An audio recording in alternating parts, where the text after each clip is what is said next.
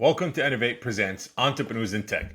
Today we're delighted to have our guest Hema Lakkaraju, who is the founder of HAYAG Corp.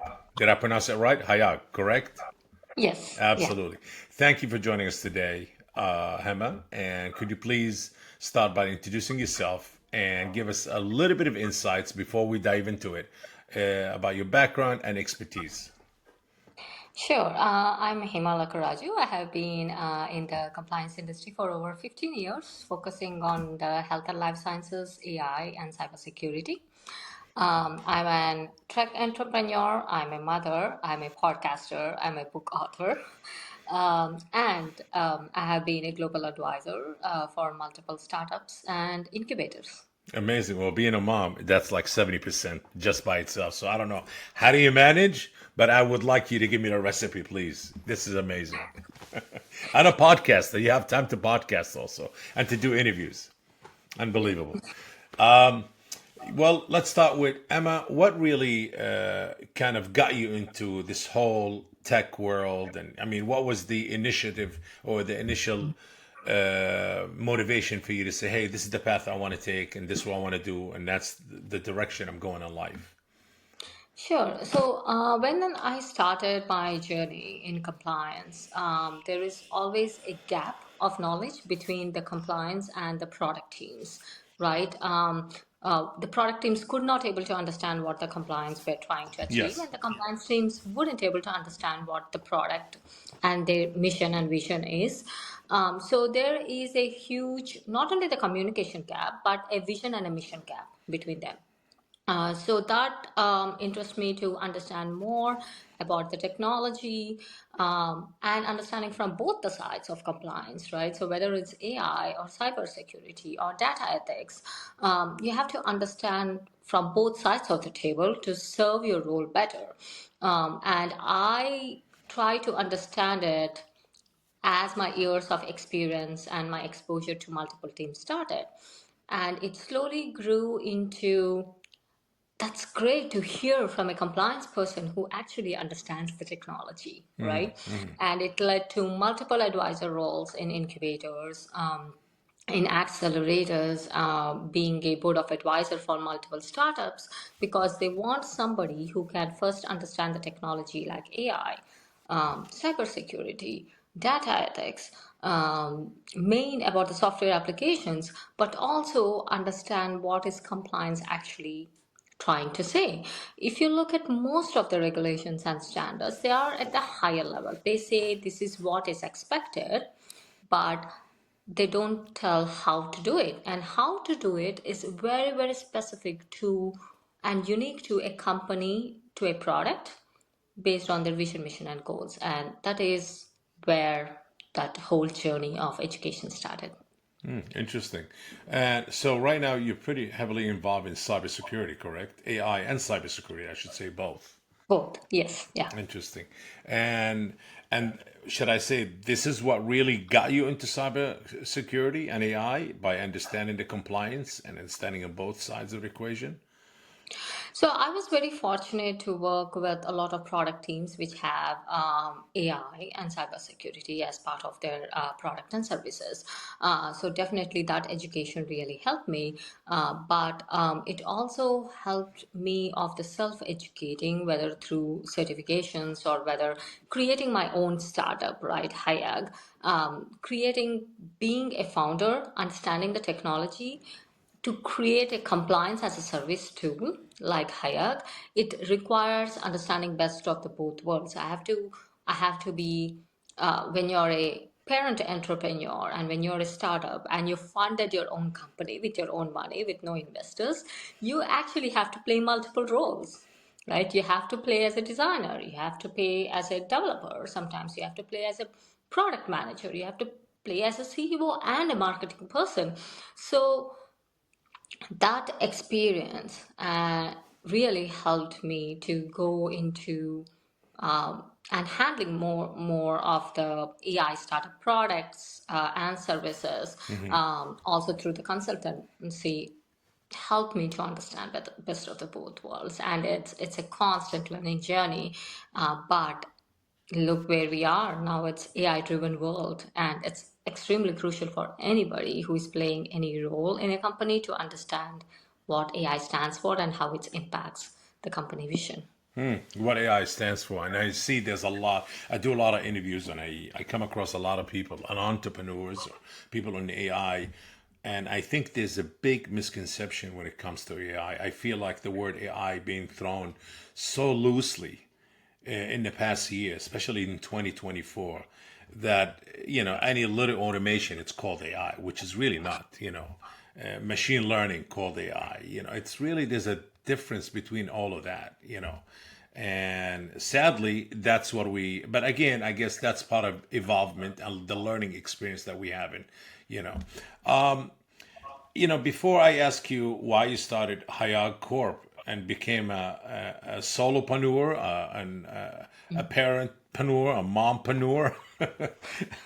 So how do what really, as you said, being an entrepreneur or having a startup, it's you have to wear multiple hats, especially when you're bootstrapping and self-funding it. And number one, marketing, understand the problems that you're solving and what's needed in the market, the salesperson, the developer, the financer, the penny cruncher, all of these things that you have to do. So what really more, and besides being a mom, what motivated you to start Hayag, and what was the mission and idea behind it? And where did you see the problem that out there in the market? And you say, I have a solution. Hayag going to be that solution for the what I see out there needed. And you follow what I'm saying?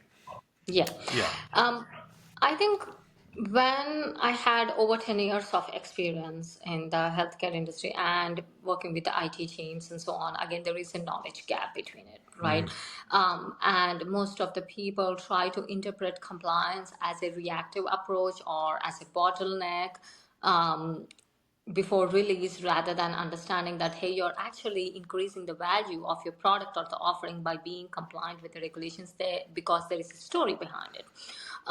And I wanted to change that reactive approach, like the bandage approach, to what we call as a proactive, and create something called as a compliance by design, which means privacy by design, which means security by design, AI ethics by design, data ethics by design. And the understanding behind it is, while you're designing the product itself, you are going to consider whom are we serving, what industry will it go to, would it handle any sensitive information, what geographical locations it go to, what type of product and what type of technology it will include, right? Would it be AI and other aspects of it, LLM? And then based on that, to create ahead while the product is being designed or developed, create those applicable regulatory controls that might be that the product team have to incorporate in the design and development. And the idea being that is, rather than doing the reactive approach and hold and be a roadblock for your product offering in the market, we are providing ahead of time, and creating this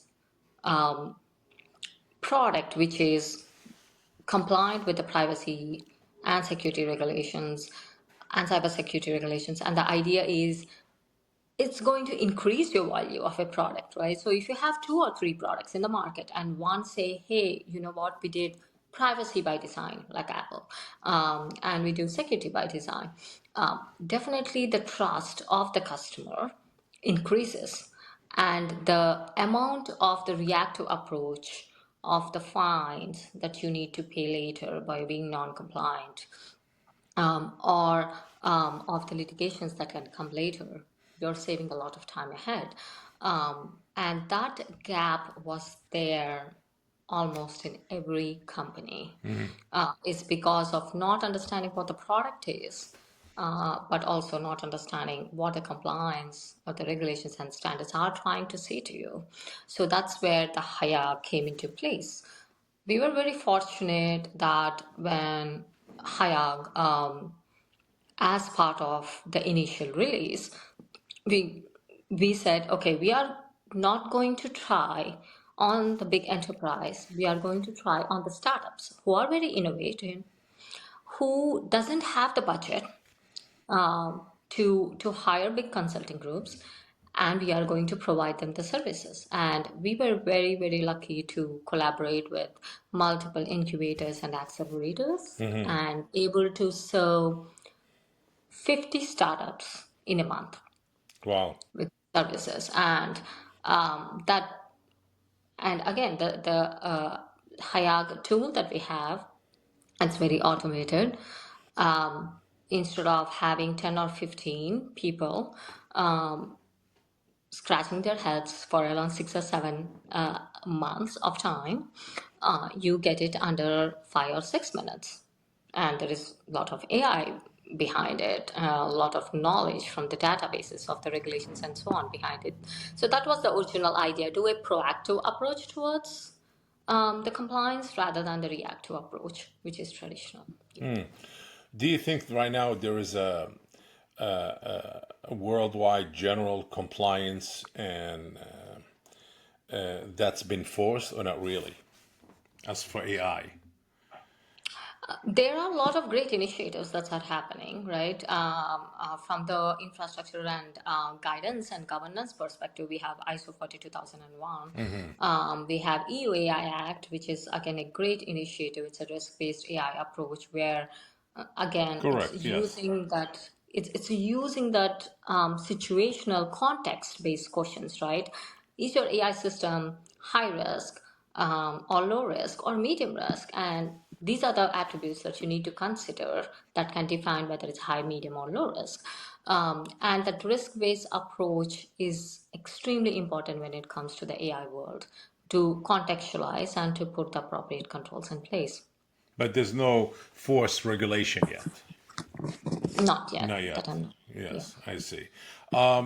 What I would say, what is some of the critical spots where we should have focus on, let's say, for global AI standard, let's say, yeah, in general? Yeah.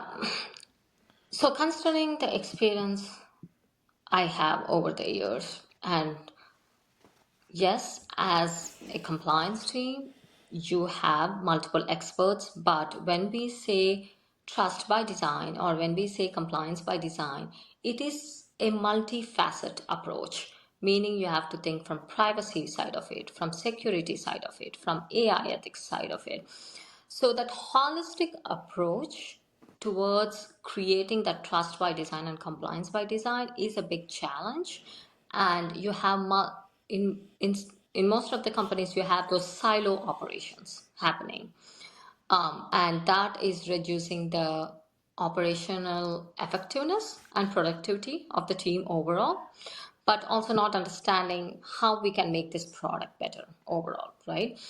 So the the trend that would really make a big difference, whether it's a framework or a standard or a regulation, is to say for a product you have to, these are the security controls in place, these are the privacy expectations, these are the AI expectations, everything together in one document, right? In that way, what happens is most of the companies, either they don't have the budget to hire the consultants or the people, they will actually count on the guidance itself to try to understand and do it better, and it's going to definitely help a lot of people there. But it's again the holistic perspective rather than silo approach or silo perspective that's going to make a big difference, whether it's an enterprise or whether it's a startup. Let's talk about you working with CSA and NIST and how that continue to shape your cybersecurity approach.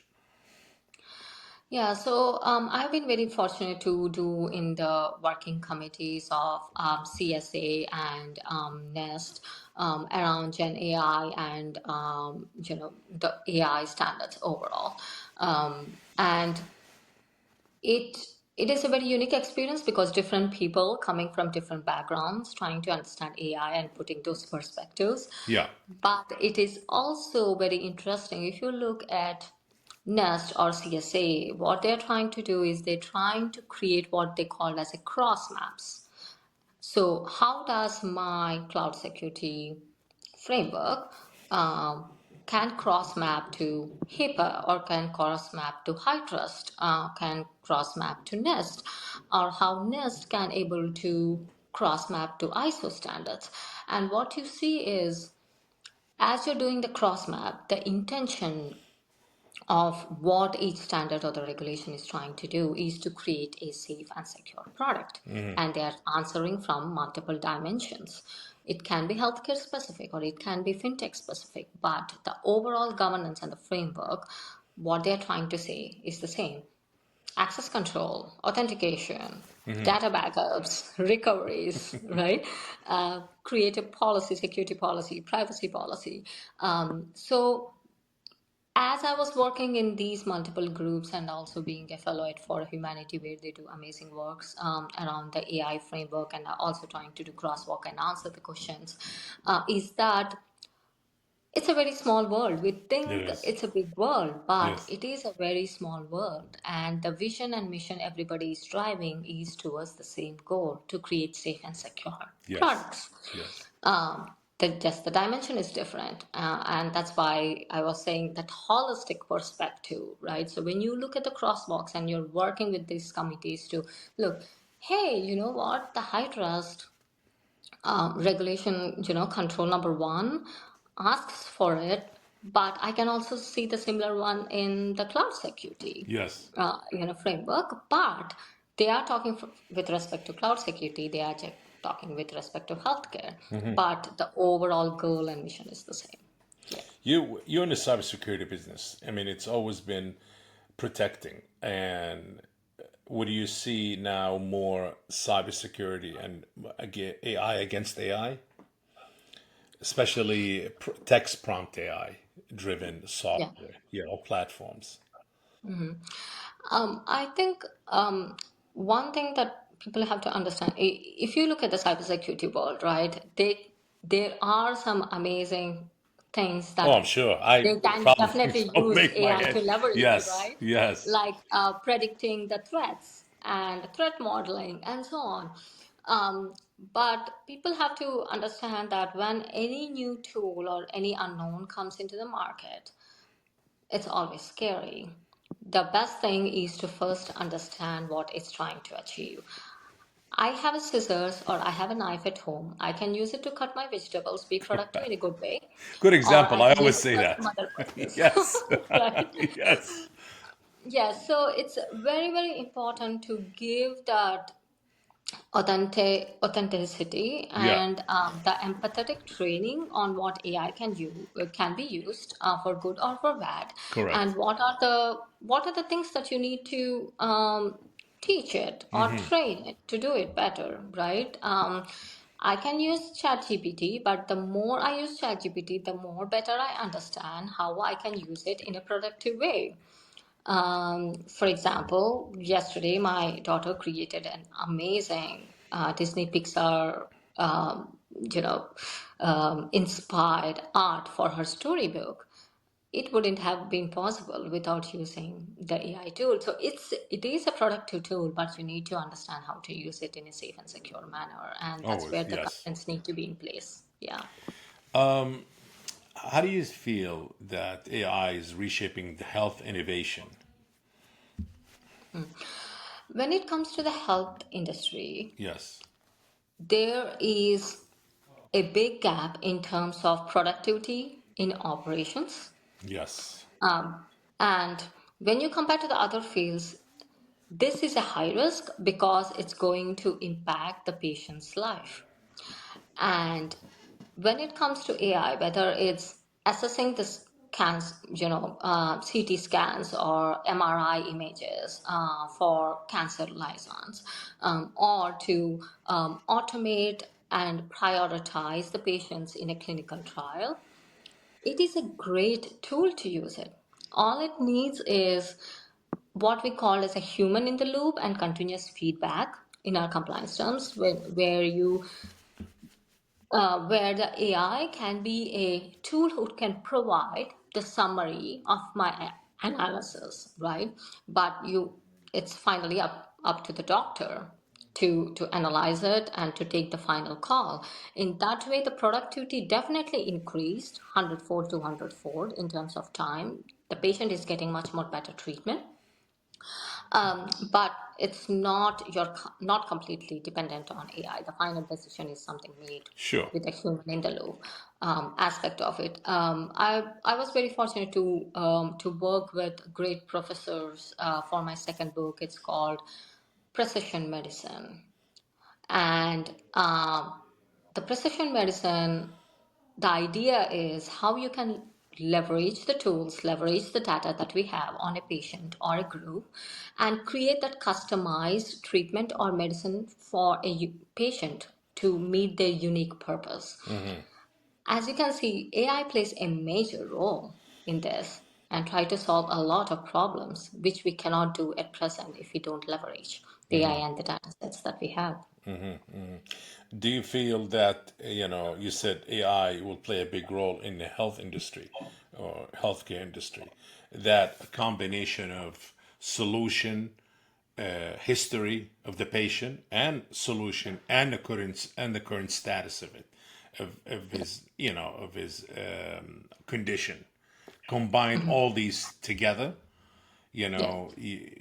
is it in process, or still the health industry has a long way to go, because the data is everywhere, patients data, it all has to be centralized in order to be connected, where a doctor or hospital or clinic anywhere in America, let's not say the world, at least let's say in America, be able Mhm. to kind of connect all of that together, plus the solution or the recommendation, I would say solution Mhm. recommendation, for the patient. And then, as you said, we cannot just rely on that. The doctor, these are doctors, went to school and have experience. It needs that Mhm. human touch, which is the doctor comes into to play.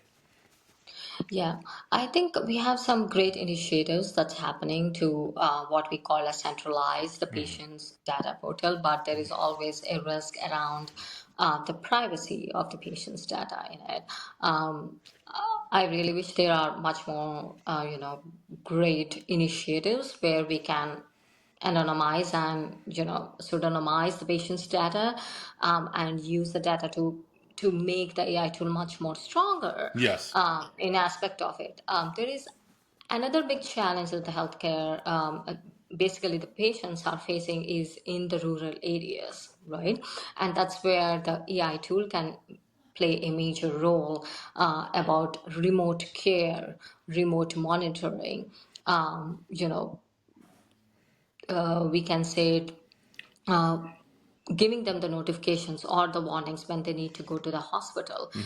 It's very, I would say, it's a multi-billion dollar industry that yet to be tapped. And we have some great students in multiple universities who are doing amazing projects. And I know most of them. And using the AI and trying to find multiple solutions towards it. And once we work together as a team and create those centralized data sets and try to use it and have that human in the loop concept, and consider the privacy aspects of it, it would be amazing healthcare service in the rural areas too, which is a big gap right now. It is. Hema, can you share some of the insight that you share aspiring entrepreneurs at New Chip Accelerator? Yeah. Yeah, so I have been in multiple incubators and accelerators as board advisor for multiple startups. In New Chip, I basically played a role as advisor of the board for around 3 to 4 different healthcare companies. Some are AI driven. And out of that, I was also helping some pharma slash AI, a startup which was mainly focused on the skin cancer and other aspects of it. So um, the the important lesson that we learned, as I was talking before, Bob, is that holistic perspective, right? We think it's very huge, but it's a very small world, and you have to connect all the points together to make it much more effective. Yes. And when I was advising these startups through incubators and accelerators, I can give you an example. If I need to play the marketing role, right, you have to Yes, understand the scope, nature, context of your product, correct. not just the mission and vision, right? Tap the untapped industry, like serving the rural areas where you don't have other. There are a lot of good government grants and other aspects of it where you can get funding too, and you will see how the data, the AI, the software aspect of it can club together, and how you can integrate multiple apps together to create that streamless, I would say, streamless healthcare process flow, using multiple health, startup apps together, and create a seamless integrated process flow where it is again a multi-billion dollar industry, right? It's just not one piece, but there are a lot of pieces in healthcare industry that yet to be solved. Wow. Even though with so much talk about healthcare all the time, I come across it, but there's still a big, big gap. What are you saying? There's a lot of talk, but nothing, no solid initiatives that's in place already.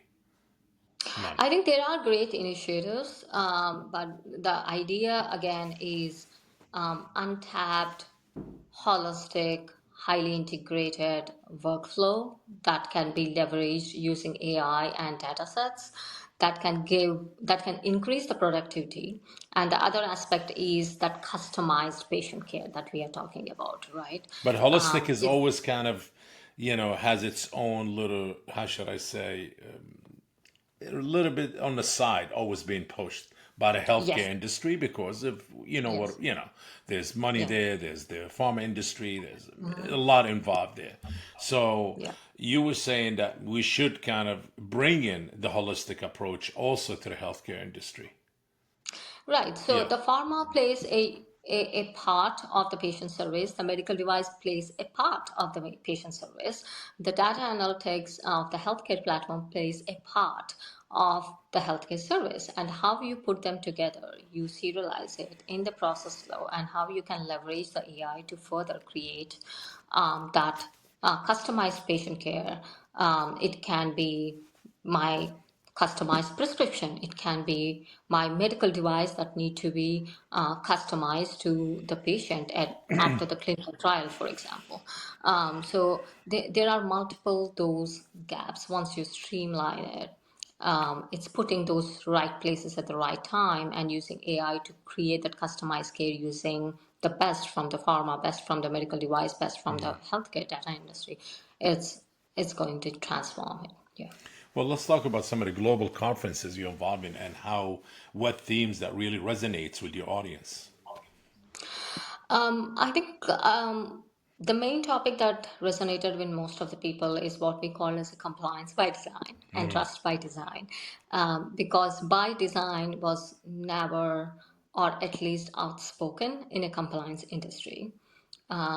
It's maybe it's always dragged in a way saying that okay, the product team is ready to release the product, but they need to have a checklist of compliance being approved, so they will come towards the last.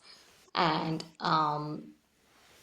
it's too late sometimes at that time, because the amount of privacy and security controls that you need to place, it's going to be large. And then it's portrayed as a roadblocker, but it is not a roadblocker. It is, people always gets fascinated when we say that when you comply with regulations, when you comply with standards, when you do that compliance by design, ethics by design, AI ethics by design, it's going to increase the value of your product and service. It's Yes. going to increase your productivity and profitability. And that's what resonated. That's the dimension that have been very less tapped in the conferences. So that's where people get very much intrigued. Yeah. Common question, I'm sure you get it, and you struggle with it sometime on a daily basis. How do you balance between all of this? Being a mom and being an entrepreneur, and, or I should call it a parentpreneur. Parentpreneur, yes. So there's an interesting story towards it, Bob. To when I was resign my job, corporate job, to start up HAYAG, I was looking for some motivation and I could not. I was looking for some research, I could not. So what do? You either search for it or you do by yourself, right? So, so that's what ended up me writing two books. The second one being, I was very fortunate to work with some amazing professors from great universities. And again, it's a very multidimensional book. Me coming from AI and data ethics perspective, other people coming from the healthcare perspective, and so on. And then I was looking, hey, I'm a parent, I'm a mother, and I'm an entrepreneur. I'm looking for some motivation. I couldn't find any. So obviously, I started my podcast, trying to find the parents and trying to interview them, successful entrepreneurs, trying like, how do you manage it? How you do it? Hmm. And I learned a lot from it. Some of the days you are more of a mother and less a podcaster. Some of the days you're more as a podcaster and an author. So it's always juggling. Yeah. It's always juggling. Amazing. I mean, being a mom and having a great corporate job, which is a lot of security. What made you kind of take that step into the abyss, like more like it? It's like, okay, I got security. It's great. It means me, I have a structured time. And now I want to become an entrepreneur. I want to start my own company. I want to leave the secure lifestyle. And I want to fund my own thing and still be a mom. With that, for our listeners, and I would say, so what I'm trying to get out of you and advice, what made you do that? So give the courage to other women in the tech, women who are in your position, whether they are moms or not. Just sometime uh, they want to become an entrepreneur, leaving and starting their own thing. They see a gap, they see a problem, they have a solution for it, but sometimes they need the courage and the motivation. And your motivation was the podcast, but you needed a lot more than just the podcast to leave that secure lifestyle, working at a corporate company with bonuses and and having a 401k and all of this. Yeah. First of all, if you have a family, please discuss with your partner and a spouse. Have that financial planning, because if you don't have any responsibility, that's a completely different story. Before I started Hayag, me and my husband used to discuss almost like 6 months. Should we take this step ahead or not? Because there are more factors toward it. Correct. Yes, there is a flexibility as an entrepreneur, but there have been times where I used to work 18 or 20 hours with the developers, Hmm. and my husband used to take care of the kids during those days. So it's a hard ball for us to It discuss from is. multiple dimensions with your partner or with your spouse and see if you can, and have those achievement goals, what you want to have in next 6 months or next 1 year, and so on. Um, and be prepared whether you get funding or not funding. What is your plan B? Yes. Uh, Having a plan B is extremely, extremely important. Is it? Some people against the plan B. They say there's only one plan, plan A. But I get it. You're a mom, you're a wife, you're an entrepreneur, so you need some kind of a plan B. But some people against, like, no.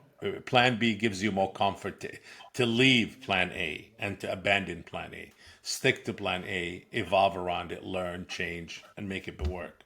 Definitely Different. do it. Yes, Yeah, definitely do it. Always think that you only have one plan, but when you have family and other things, just correct. think, as we do due diligence when you Yes, write a deal or a contract, yes, please do due diligence when you create a yes, startup. Yeah. yes.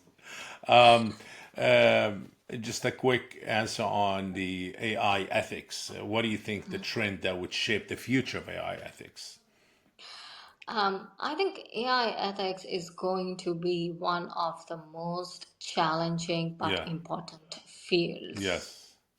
especially if you're looking for a career professional part of it, but also when you're looking in a startup world. The reason why is that, again, you're doing that ethics by design, which is Correct. extremely crucial when you are designing, or when you're an AI startup, or when you're a founder, or when you're a designer, Hmm. because it's bringing that trustworthiness of that product or service to the market, and that can be done by putting those ethics by design principles Yes.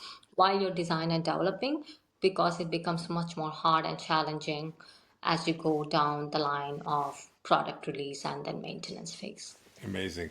What's next for Hayag and Hema in the next, I would say, few months in 2024 or the first quarter of 25? What's on the agenda? What's coming? Just to kind of give our viewers and listeners and entrepreneurs in tech and your viewers and listeners on your own podcast. By the way, what's the name of your podcast? Juggling entrepreneurship. Oh, I love it. Juggling entrepreneurship. I'm sure your fans and your followers want to also hear what's coming up in your life and in Hayag. Definitely. We have two books on AI and data ethics that are coming soon from my side. And I'm very fortunate to work with some great, amazing nonprofit organizations and some startup incubators and be advisor for their um, startups who are in those accelerators and incubators who are more AI driven, and being board of advisor for some of the greatest companies Wow, who are amazing. challenged with AI right now. So we are working to create those Can you guidance. can you mention some of these companies that you're in the board of directors or I'm in the board of advisor advisor? role for AMS in a pro bono role. And they are one of the great UK companies in finance and consulting. So they are doing their amazing initiatives on AI ethics. So we are helping them. So Great. I'm a fellow for humanity, and I'm a global advisor for Innovate. So thank you, Bob, for that. Yes, we love it. We love to have you on the board. You know that. We on it. Hema, it's really been an honor and to have you, first of all, on Innovate as on the advisory and ambassador role, and to have you on the show. It's been great. I'm sure a lot of our viewers and listeners can get a lot of this amazing interview. And you're a great inspiration for a lot of the women out there and a big advocate for women in tech and leadership. You could do it. It doesn't matter if you're home, your mom. I mean, Emma is a great, great example for that. She's a mom, an entrepreneur, and she sits on the board of advisory on a lot of other companies. So, and a book writer, which is an author, we should say. Hema, thanks again for joining us today on Innovate presents Entrepreneurs in Tech. Be sure to stay connected with us and follow us on social media. Until next, please stay innovate. Well, I should say, keep innovating, stay curious, and always think out of the box. And never think anything is impossible. Everything is possible. Thank you and take Yes. care. Thank you. Thank you My a lot pleasure. for your time. Yes. Bye. If you enjoyed today's episode, make sure to share Innovate Presents Entrepreneurs in Tech podcast. And if you're joining us on YouTube, please like this video and subscribe to the channel. Until next time.